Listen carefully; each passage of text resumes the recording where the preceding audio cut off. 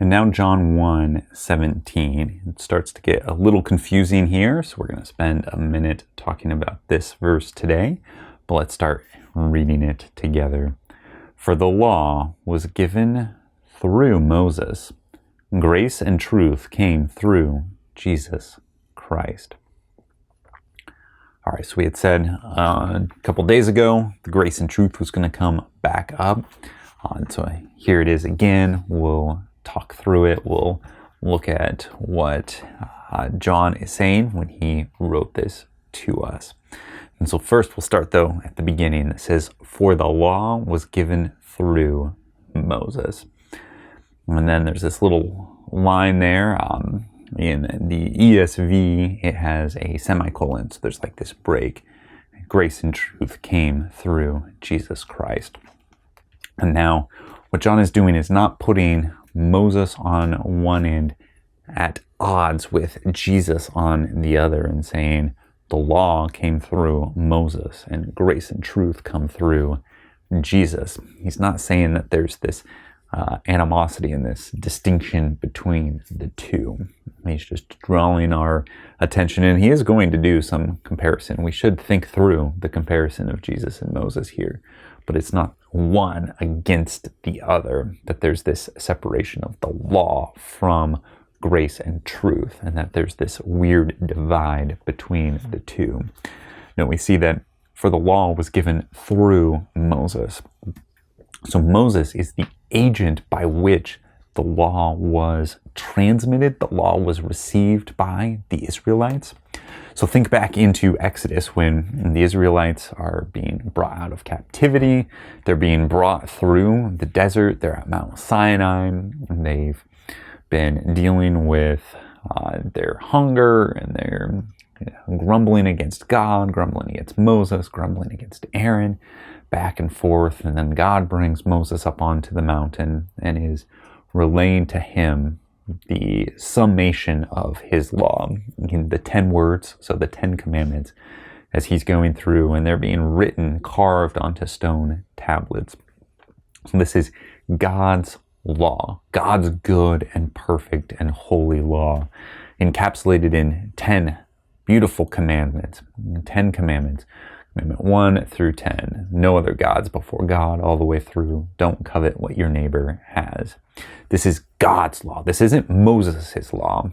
Now, throughout the Bible, it'll be referred to as the law of Moses, but that's just the one who was there for that transmission, the agent by which it was received. This was not Moses' law.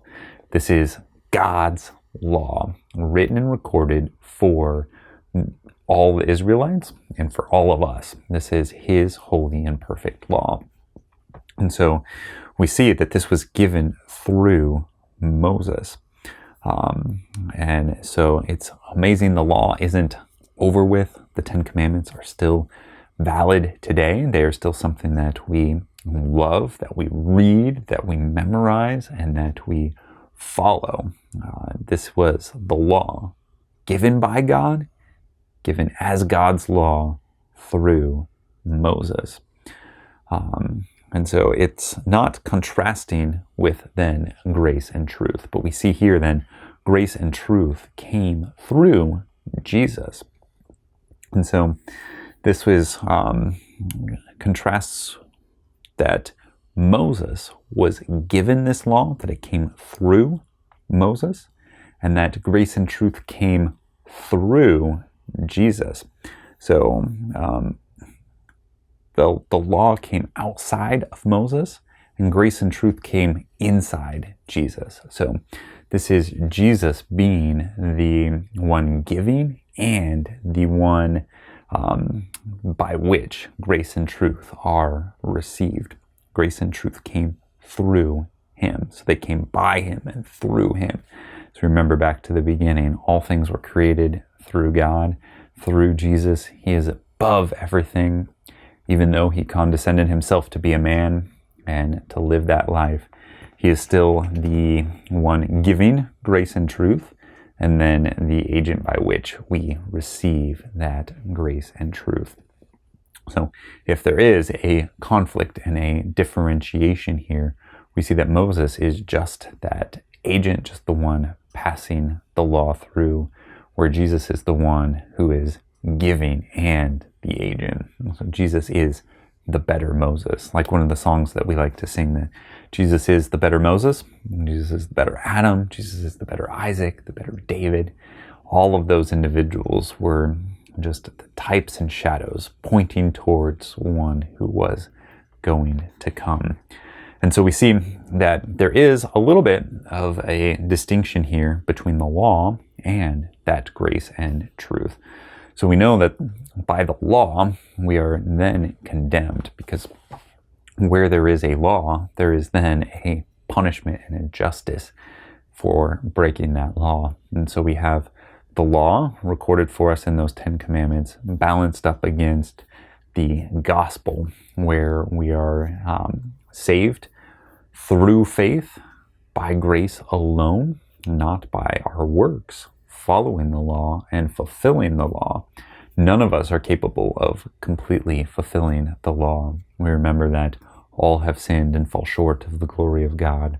All of us have sinned through Adam, our very first parent, our first dad, our federal head. When he sinned, all humans sinned through him. And so we are guilty of that sin. And so we can't perfectly complete and perfectly maintain the whole law. And so that is where then grace comes in and takes that due punishment in our place. And so Christ, when he came down and took that suffering on the cross, took God's wrath in our place, he took that punishment that we deserved to face. He faced that in our place, and then extends to us that grace upon grace, that beautiful grace, to then say that you do not need to face that wrath and that punishment. Come, follow Jesus, and he will take that wrath in our place. And when he takes that wrath, we then don't say, thank you for taking that wrath, and now let us continue to sin and disobey God's law. We say, no, because you loved us so much and we love you, we desire to follow you and to love you and to honor you by following your good and perfect commandments. And so that is why we still follow and love God's law, and God's law written as the 10 Commandments. God's law encapsulated and summed up when Jesus gave it again, saying that the perfect version of the commandment is to love God and love neighbor as yourself. And so that's the highest level of the law. And we see the two tables of the law, commandments 1 through 4, and then 5 through 10 being commandments of loving God and loving neighbor. And then Jesus took those and said, not is it even if you've killed your brother that makes you guilty under the law, but if you've hated your brother, if you've looked lustfully at someone, if you've been desirous of some things that people have, if you've dishonored mommy and daddy in your heart, each of these makes you guilty of breaking the law. And so we repent of our thought, our word, and our deed. We repent of all of that, turn that over to Christ, and we are thankful that we don't have to worry about earning our salvation or losing our salvation. So this is just a great verse reminding us of all of that.